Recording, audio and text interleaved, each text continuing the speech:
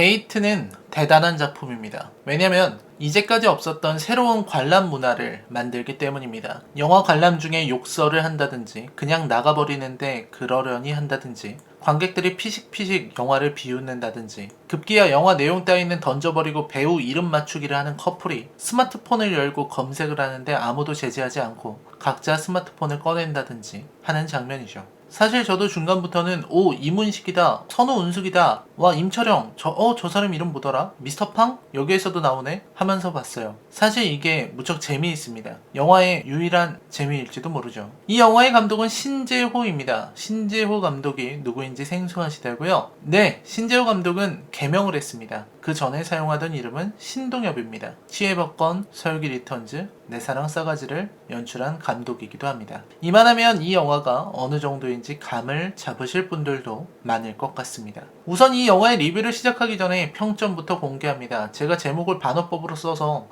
이 영화 괜찮은가? 하고 평점을 보기 위해 뒤로 넘기는 수고를 하지 않으셔도 됩니다. 게이트에 대한 제 평점은 10점 만점에 1점입니다. 사실 이 영화보다는 리얼이 더 나아요. 물론 리얼은 더 충격적인 괴작이기 때문에 점수를 매길 수도 없지만 그냥 완성도라는 측면에서는 리얼은 그나마 아방가르드한 매력은 있었습니다. 게이트는 그냥 망작입니다. 게다가 놀라지 마세요. 이 작품 사회 비판을 하려는 작품이기도 합니다. 이 작품에 나오는 여자 빌런은 딱 최순실입니다. 대놓고 최순실을 캐릭터화해서 영화에 출연시킨 것은 이게 최초일 것 같습니다. 물론 이 영화의 최순실은 아무 역할도 하지 않고 최순실 흉내만 내면서 다니지만요. 게이트와 같은 작품을 표현할 단어를 찾지 못하는 것이 저의 큰 아쉬움입니다. 똥덩어리라고 표현하려고 했지만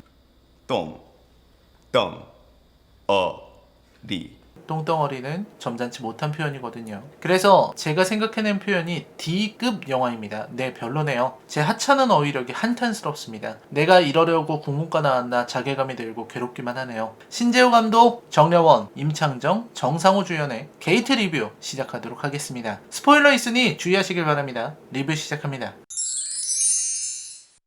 일단 영화는 캐릭터들부터 틀렸습니다. 그러니까 시작부터 끝까지 다 글러먹은 영화라는 말이죠. 임창정은 규철이라는 캐릭터입니다. 원래 검사인데 누군가의 검은 거래를 담은 USB를 받아서 가다가 교통사고를 당해 기억상실에 걸립니다. 시작부터 말도 안 되는 이야기라는 생각이 들지만 일단 넘어가시죠. 그리고 한국 영화 특유의 클리셰, 즉 오프닝에서 영화의 설정을 뉴스로 전달하기가 나오면서 이야기가 시작되죠. 임창정은 기억을 잃어서 바보처럼 행동합니다. 어머니는 집을 나갑니다. 이제부터 이야기는 엉망진창이 되기 시작하는데 이는 임창정의 캐릭터 때문입니다. 규철은 정말 이상합니다. 변태도 아니고 바보도 아닙니다. 바보처럼 행동하려고 임창정이 연기를 펼치기는 하는데 이 캐릭터는 나름대로 상황 판단력이 충분해요. 그러니까 캐릭터 설정을 감독이 자꾸 까먹는 겁니다. 바보가 멀쩡하게 판단을 하고 멀쩡한 사람처럼 굴다가 갑자기 바보처럼 구는 걸 반복해서 저는 규철이 원래 기억이 있는데 그걸 숨기고자 바보 행세를 하는 것이라고 생각했습니다. 물론 그건 오해였죠. 이 영화가 그럴 리가 있겠습니까? 그리고 정려원이 나옵니다. 정려원은 디자이너를 하고 있는 사람인데 높으신 분에게 잘못 보여서 부당해고를 당합니다. 제 기억에 여기 나온 지체 높은 중년 여성이 정경순인 것 같습니다. 그러니까 에리 역할, 다시 말해 최순실 역할 말입니다. 그리고 다시 면접을 보려고 하지만 쉽지 않죠. 문제는 면접 장면입니다. 3년째야 4년째야. 네. 아, 정말 개나 소나 전부 디자이너 한다고 난리니. 어? 네, 잘 봤습니다. 미스터 팡이 면접관으로 나오는데 대놓고 정려원, 소은의 대학을 거론하며 궁시렁거립니다. 이게 사회 비판이라는 거겠죠. 정말 대단한데요. 하지만 상황이 너무나 어색하고 황당해서 비판이라는 생각도 들지 않습니다. 그리고 소은과 규철이 만나는데 더 기가 막히죠. 규철은 소은에게 와서는 대뜸 20만 원을 빌려달라고 합니다. 20만 원만 빌려주세요. 전기세가 내일 끊긴다고 그랬는데.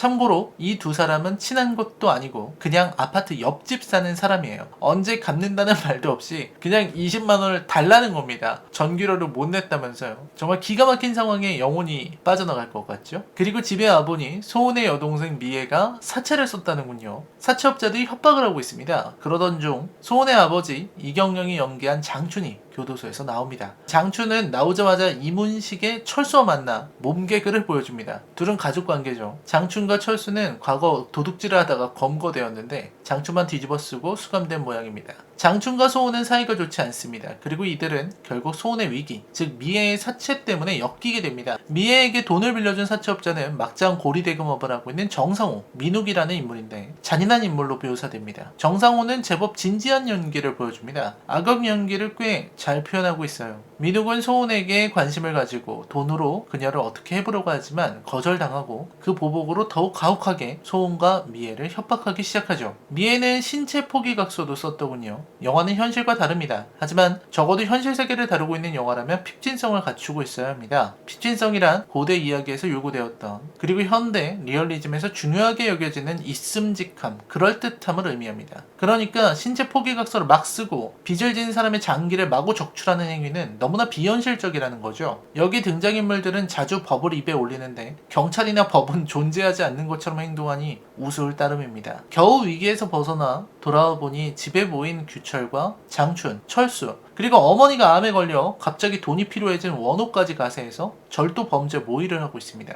화가 난 소은은 아버지를 몰아붙이며 감정을 폭발시키는데 정말 이 장면이 충격적입니다. 정려원은 왜 모두 나를 잡아먹지 못해 안달이냐면서 절규하는 연기를 해요. 여기에서 생각해봐야 하는 건 정려원의 연기력이 아닙니다. 바로 이 절규하는 소은이 등장하는 상황과 흐름입니다.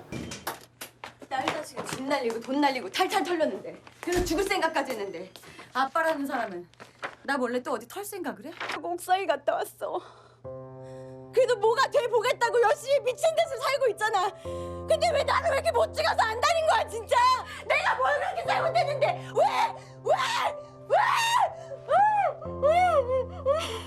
영화의 감정선이 전혀 절규할 정도로 고조되지 않았는데도 소은은 감정을 미리 터뜨려버립니다. 그러다 보니 저는 눈물을 흘리며 절규하는 소은을 보면서 깔깔 웃고 말았습니다. 배우는 울고 있는데 그 상황이 너무 웃긴 것이죠. 한바탕 절규를 한 소은은 갑자기 자기도 끼워달라고 사채업자를 털자고 말합니다. 맙소사, 귀를 의심할 정도죠. 소은이 자신을 끼워달라는 건 너무 뜬금없어서 허탈할 따름입니다. 범죄 싫어한다면서요. 아버지 도둑질이 그렇게 싫다던 사람은 어디 갔나요? 캐릭터가 그새 교체되었나? 내가 졸았나? 아무튼 다들 동의하고 사채업자를 털기로 합니다. 여기에서 아주 쓸데없는 장면들이 나옵니다. 소은이 기억력이 좋아서 CCTV 위치를 다 외웠다는 겁니다. 그리고 원호는 해킹 실력이 좋아서 그냥 다 해킹할 수 있답니다. 이제 CCTV는 없는 거죠. 문제는 목격자를 줄이는 거고 매일 같은 시간에 그릇을 찾으러 가는 중국집 배달원만 처리하면 돌입할 수 있습니다. 그리고 그 중국집 배달원을 처리하는 방식은 바로 미인계입니다.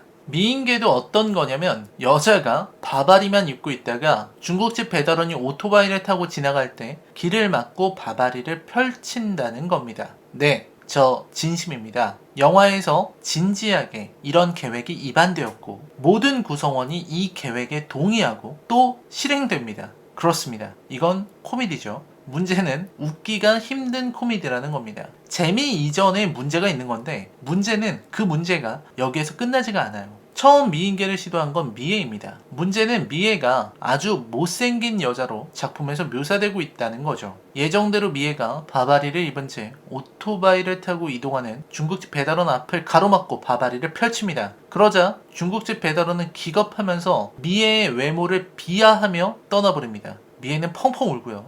아 깜짝이야. 씨. 야, 나 지금 존나 신기한 거 봤어. 여자 봐버리면 완전 미친 개구라. 존나 못생겼어.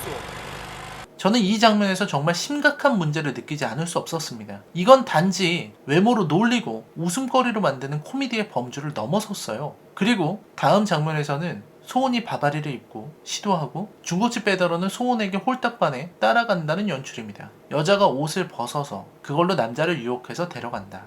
이런 막장 진행이 정말 한국 영화에서, 그것도 개봉한 영화에서 펼쳐진 사실입니다. 저는 이걸 영화관에서 봤고요. 말도 안 되고 불편하다고 여겨지지만 영화의 진행은 여기에서 멈추지 않습니다. 일행은 결국 사채업자의 금고를 터는 데 성공하지만 때마침 돌아온 사채업자 민욱이 이들을 일망타진하죠. 민욱은 이들을 처리하는 방법으로 남자들은 장기를 떼고 여자들은 사창가로 넘긴다고 하다가 돌연 생각을 바꿔 자신의 뒤를 봐주는 거물 에리의 금고에 있는 700억 원을 훔치려고 합니다. 이러한 발상의 전환이 생겨난 것에는 그냥 아무 설명도 이유도 없습니다. 민욱이 그냥 나쁜 놈이라서 그런 생각을 한 것이죠. 참고로 에리는 최순실을 모티프로 하고 있는 캐릭터인데 작중 아무 역할도 하지 않습니다. 플래그십 스마트폰을 출시하기도 전에 구해서 민욱에게 선물한다거나 차 안에서 전화할 때 최순실처럼 말하는 것 정도가 전부입니다.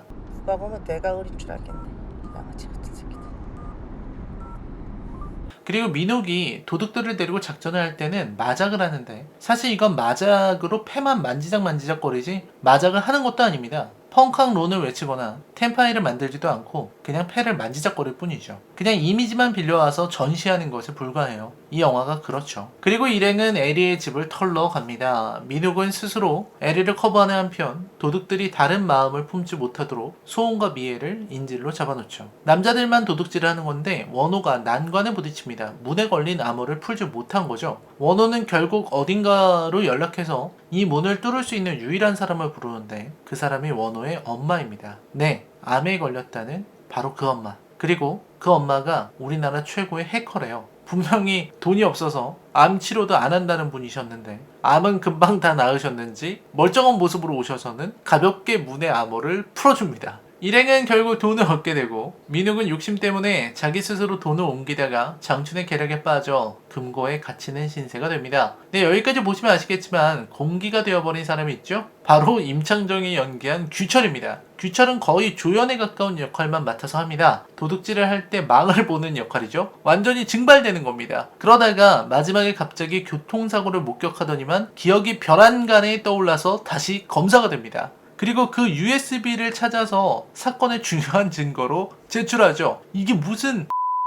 그리고 영화의 마지막 장면은 소은과 동료들이 음식점을 하나 개업했고 그곳으로 규철이 찾아옵니다. 그리고 소은과 도둑 멤버들 모두가 슈퍼카를 구입했고요. 그리고 슈퍼카를 타고 도로를 질주하며 영화가 끝납니다. 이 영화는 막장 영화입니다. 평점은 앞에서도 말씀드렸듯 이런 영화에게 줄 점수는 1점 외에는 없습니다. 엉망진창 엉터리라서 평가 자체가 안 되는 작품이죠. 이런 영화가 등장하는 것 자체가 한국 영화 시장의 낭비라는 생각이 들 정도입니다. 캐릭터들의 설정이 이상하게 변하고 이야기는 앞뒤가 하나도 맞지 않습니다. 게다가 여성 바바리맨이라는 아이디어와 엔딩에서 모두가 슈퍼카를 타며 끝난다는 부분에서는 황당해서 웃음도 안 나올 정도죠. 기껏 에리의 방을 청와대처럼 꾸며놓고는 최순실 관련한 풍자는 단 한마디도 하지 못합니다. 국정농단 사건을 모티프로 했다면서 국정농단과 관련한 단 한 번의 일침도 하지 못하는 풍자가 무슨 풍자입니까? 시나리오를 치밀하게 구성하고 캐릭터를 조금 더 공들여서 만들고 구성과 연출에 있어서